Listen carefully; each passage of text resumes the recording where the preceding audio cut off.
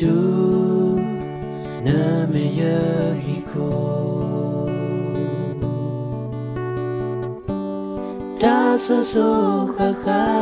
ba ta ba te ke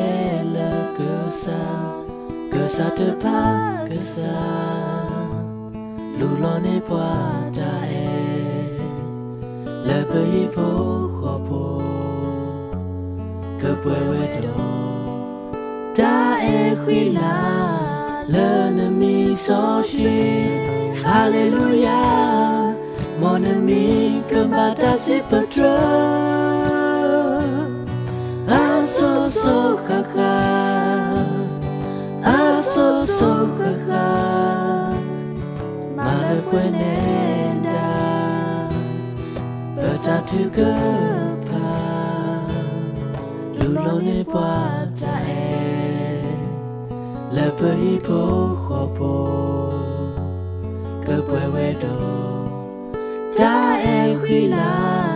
l'ennemi s'enfuit alléluia mon ami combatta si peu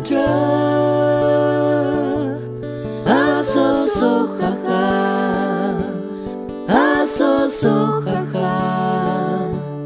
malapwenenda peut-être que